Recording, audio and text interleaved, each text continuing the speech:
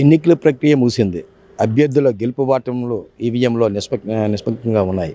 అయితే విజయనగరం పార్లమెంటు పరిధిలో ఉన్న 7 శాసనసభలకు సంబంధించి విజయనగరం, బొబ్బిలి నియోజకవర్గాలను జేఎన్టీయూ కాలేజీలో స్ట్రాంగ్ రూమ్లో భద్రపరిచారు. ఇక ఏదైతే విజయనగరం నియోజకవర్గంలో ఉన్న మిగతా 5 నియోజకవర్గాలు కూడా చీపురుపల్లి, రాజాము, నెల్లిమర్ల, ఎస్కోట, గజపతినగరం ఈ 5 నియోజకవర్గాలను కూడా లెండి కాలేజీలో స్ట్రాంగ్ రూమ్లో కూడా భద్రపరిచారు. అయితే ప్రత్యేకించి ఈ స్ట్రాంగ్ రూమ్లో ఎటువంటి ఇబ్బందులు కలగకుండా ప్రతి క్షణం కూడా అనుక్షణం పోలీసు యంత్రాంగం అలాగే జిల్లా కలెక్టర్ కూడా పరిశీలన చేస్తున్నారు.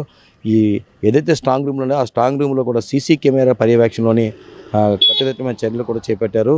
మే 4వ తారీఖున వెలువడిన ఫలితాలను దృష్టిలో పెట్టుకొని ఈ స్ట్రాంగ్ రూమ్లో ఈవీఎంలను భద్రపరచడం కూడా జరిగింది. అయితే ఏదైతే లెండి కాలేజీలో ఏర్పాటు చేసిన 5 నియోజకవర్గాలకు సంబంధించి స్ట్రాంగ్ రూమ్లకు సంబంధించి ఆ రోజు ఫలితాలకు సంబంధించి ప్రకటించేందుకు కూడా ప్రత్యేకమైన ఏర్పాట్లు కూడా చేశారు.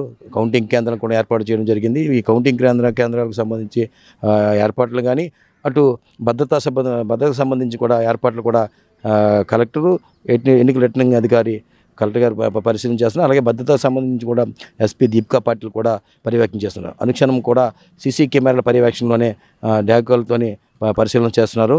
ఏదైనా సరిగే మే 4వ తారీఖున అభ్యర్థులు జాతకాలు వెలువడంతో అభ్యర్థులకు ఆందోళన కూడా నెలకొంది. ఎందుకంటే ఓటర్లు తమ ఓటు హక్కును అత్యధికంగా ఓటు హక్కును వినియోగించుకోవడం అలాగే ప్రశాంతమైన ఓటింగ్ అవడంతో ఓటింగ్ శాతం కూడా పెరగడంతో ఇటు అభ్యర్థుల్లో కూడా ఆందోళన మొదలైంది.